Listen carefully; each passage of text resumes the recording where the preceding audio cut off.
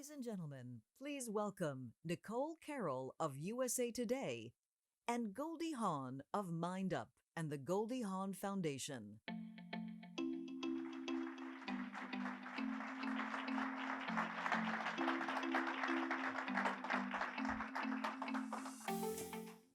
Thank you so much for having us this morning. Thrilled to be here. Want to talk a little bit about what we're going to be talking about. Of course, you know Goldie Hawn is an Academy Award-winning actress, producer, director, best-selling author, and a true children's advocate. She created the Goldie Hawn Foundation with a mission to equip children with the social, emotional skills they need to lead smarter, healthier lives. In 2003, working with neuroscientists, educators, psychologists, and researchers, the foundation created Mind Up. It's a curriculum and teaching model that provides tools to help children self-regulate and understand their own emotions. So that's what we're here to talk about today. And please help me again welcome Goldie Hawn. Thank you. So can you tell me, why do we need this? What's happening with our kids right now? Well, I think everybody's realizing that we have a problem. But we back in the day, 20 years ago is when I started this approximately, and had the idea is that I was looking at children's well-being. It was after 9/11, and I thought that our kids were going to have a sort of silent distress, that we were going to see things differently, and the world was going to change forever. And I didn't know about polarity and what was going on between countries. It was a very scary time, actually, for children. So I looked into what the data was on their mental health, and it scared the hell out of me. Because I started looking now at that time, this is 20 years ago, the children ages 10 to 15 were taking their lives. They were actually killing themselves. And I was going, my God, I mean, why do we hear more about this?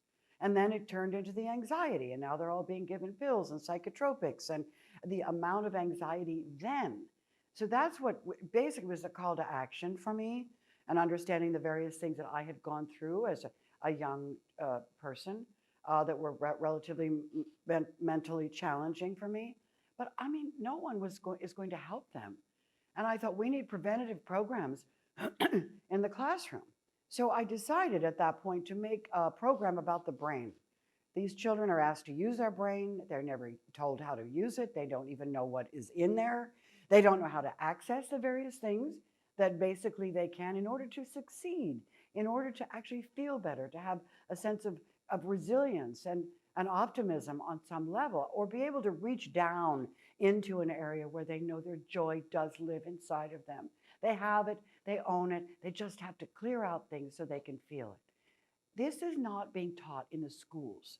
Well, I don't know, I made movies that people didn't think would be made. I did things in my life, so I guess that's what I did. I decided to produce a script. And I produced this script with neuroscientists and practitioners and understand mindfulness experts and areas in the field, you know, basically also of positive psychology. I didn't know what social and emotional learning was back then. I didn't have any idea. I just knew that something had to happen, that we were basically going to give a solution to some of these problems of children while the brain is developing. It was early brain development that I was interested in. What are we feeding to our children's brains in the classroom? And how are we educating the parents and the teachers to know that they're educating children, but they also need stress reduction. They also need to know about their brain. So this is what I did. It was a really crazy idea. People looked at me like I had 6 heads, but I kept going. And we did research on that, and our research is stellar. I'm a research freak. I literally took research very seriously.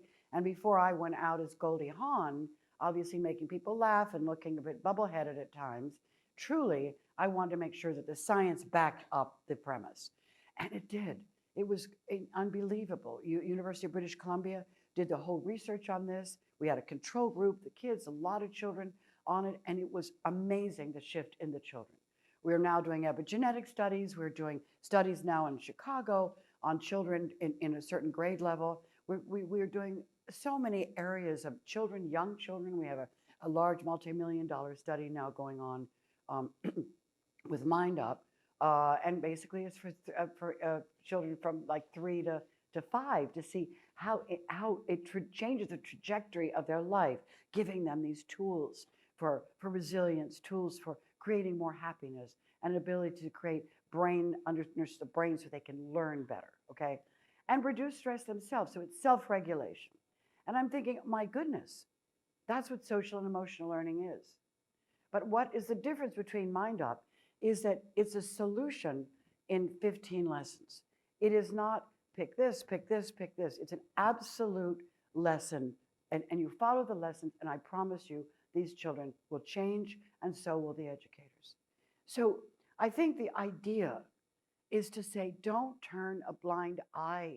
And this was 20 years ago, guys. Don't turn a blind eye.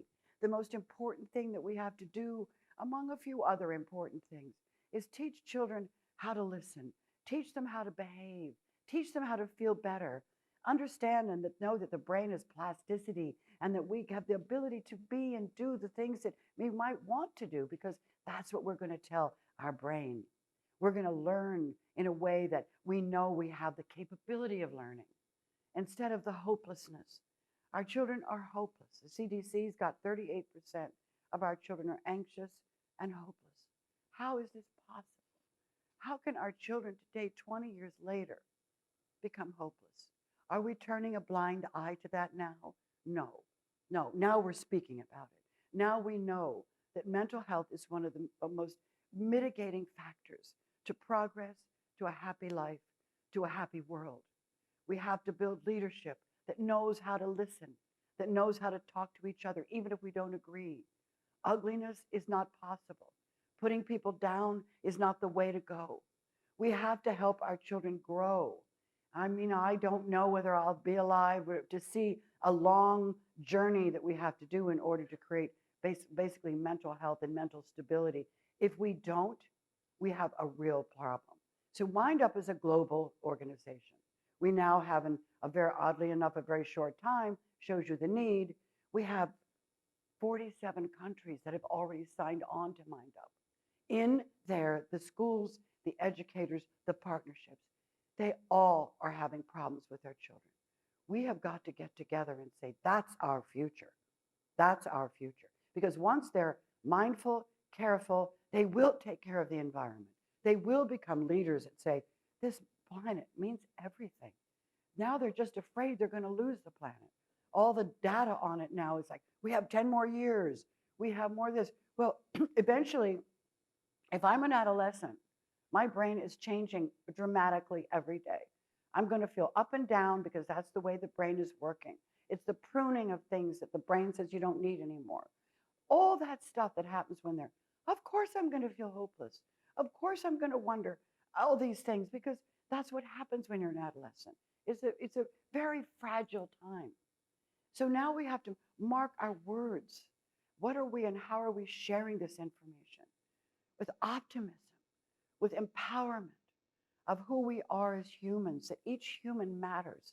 Doesn't matter whether we're the brightest people in the world, maybe the kindest person in the world. All these things are who we are, and we can reach heights to do so. But if we don't know the problem, how are we going to solve it? Mind Up and programs like it, basically, that have been researched up, down, in the middle, which they should have been, can be in every school in America. Every school. Can I Why ask not? you about that? Yeah. I want to stop you and ask I'm you on about a that. roll here. No, it's okay. No, I love it. I could sit here and I'm just Not like I taking it in. care. I'm taking it in, and I can see the emotion in her face and her eyes up close as she's like, I love your passion about this. You're in 47 countries. You've affected millions of kids.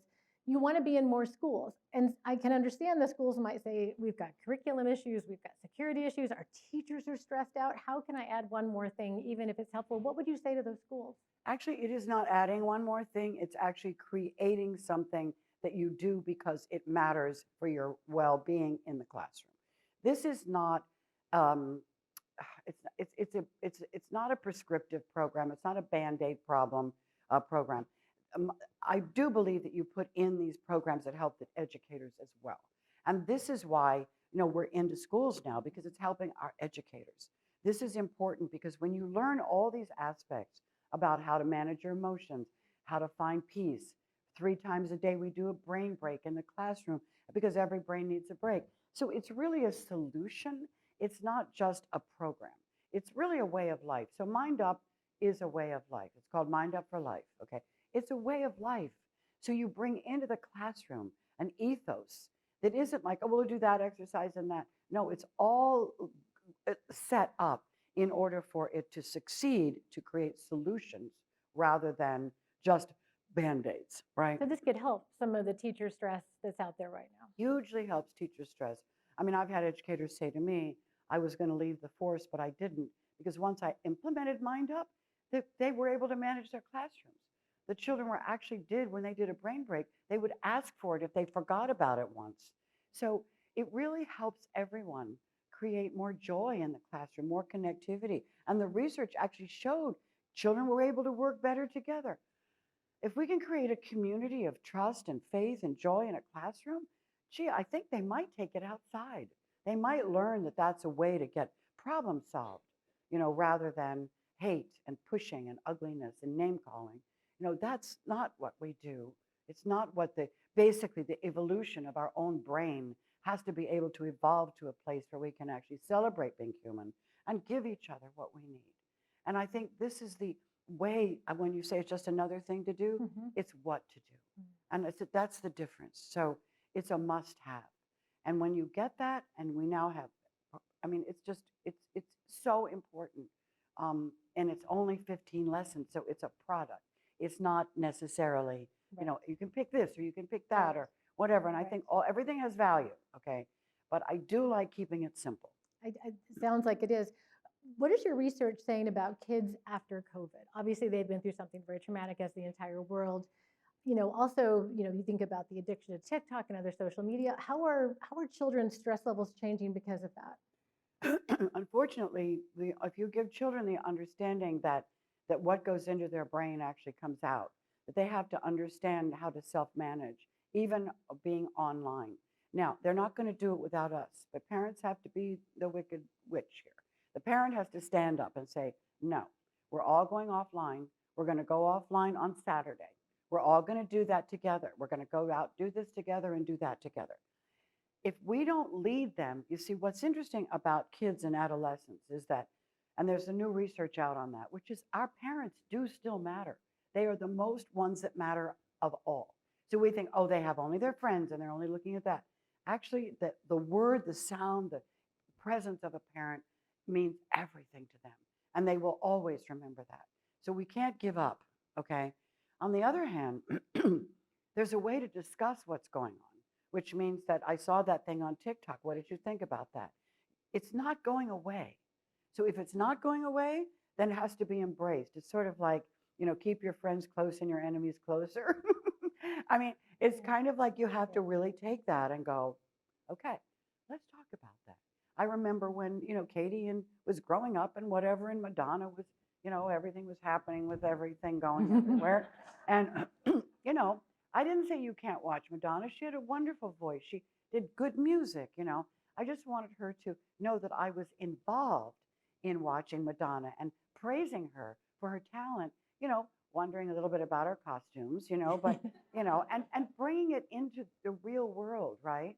So we have to enjoying with our children. So we can show what our opinion is. Instead of being judgmental, we can be part and parcel to a conversation, okay? That's the one thing. The COVID part,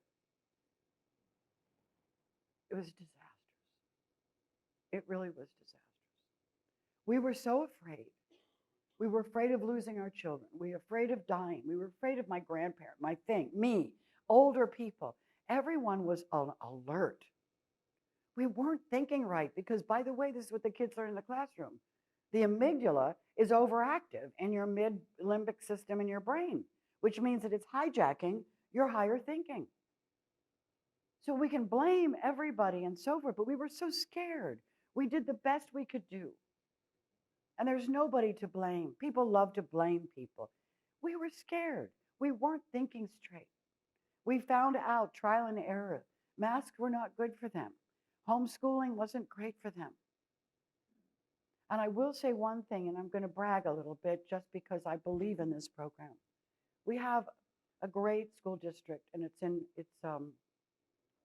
Illinois. They had no loss of learning. They've been implementing Mind Up for 3 years. No loss of learning. So when you get the mind straight, when you get children to realize that this may be temporary, and to know that they have higher thinking over understanding, and hopefully parents as well, because we give our parent training, of course, this made a difference. So there's a way to meet your child and a way to actually level with them. But now we're suffering, and these children are going through a lot of anxiety. There's a lot of drugs being given to our children right now. There's a lot of things that they're doing, putting them in outward bound, trying to help them in some way. But one thing I just want to say about mental health and what is going on today, it's just like politics. There's contagion in all of it. Mental, emotional contagion. And the one thing that we have to be careful of is that we can talk and treat and find solutions, and we're going to create preventative mental health programs in every elementary school in America and hopefully in the world, because that's what's going to keep them going. But we have to remember that our healthy children have to make sure that they don't suddenly become symptomatic, because that is contagious. Just like politics are contagious, emotions are contagious. What do you mean by that? Can you explain? I mean, are you saying that do they really have mental issues, or are they just mimicking? So what do you mean by contagion? Contagion is it's sort of like you catch it, right? So it's like the flu. It's like COVID. You know, it's contagious. Laughter is contagious. Okay. Angry. If you hang out with angry people, you're going to be angry. Right. So they're absorbing it. It's the way it is. It's mirror neurons. It's what our brain does, you know, and it's how it works. You hang out with people who are aggressive, you become aggressive. You hang out with people who actually are a little overweight, you'll become overweight. This is all science and research. So you want to be able to have your children mimic something that's actually productive. Mimic positivity.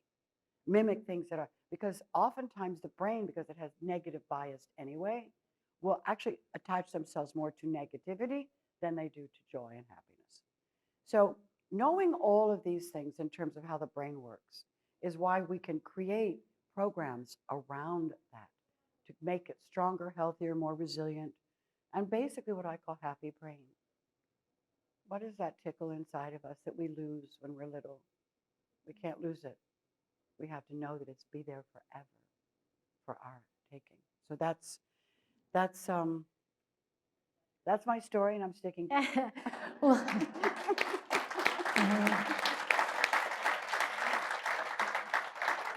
so we just have 2 minutes left. So just a final question for you. And you do practice what you preach. You said you've been meditating since 1972. So can you talk about mindfulness in your life and how it has impacted you? Well, mindfulness actually helped me quite a bit when I was going through my anxiety attacks. They were not anxiety, they were panic, and I guess it's partly anxiety, and it was just starting out in the industry for me. I wanted to go home and to Maryland and, you know, marry a Jewish dentist and literally just have babies and open a dancing school. That's what I wanted. It didn't happen that way. And I had an odd reaction to it. So I did about 8 years of psychology and studied my own mind and my own behavior and a lot of my history. But I also invested into quieting the mind and meditation. And I remember the first time I did that. It was probably the most extraordinary experience where I had, through breathing and focusing, and I had my mantra, which is a sound that you bring into your mind. And it doesn't mean anything. It's just you keep repeating it. Why? Because it stabilizes the left and right lobe. Now we know the research behind meditation. It's actually prescriptive. It's very important for your brain. It strengthens your brain. It actually creates peace, a little bit more harmony within your own body. And I think these are kind of things that work, okay? So in doing so, it was another addition to the various insights that I was having about my life, to be able to create more peaceful moments, to understand more about what's going on, and creating even more curiosity about why does this work this way? Why is it that when you quiet your mind, sometimes I cry? Why do I feel like crying? Well, we hold a lot of stress. We just do. And sometimes you don't need a reason why you're crying. It's a release. So I just found it kind of a place of wonder to understand more about the brain and understanding things about our own mind and how we can continue to nurture its health and also be able to bring, I guess, prescriptives to you when you're feeling stressed. Good God, I've lived a stressful life. I mean, I produced, I act, I sing, I tried to remember lines. I did this thing. I wrote, I directed, I wrote. I mean, I've done a lot of things. Very stressful.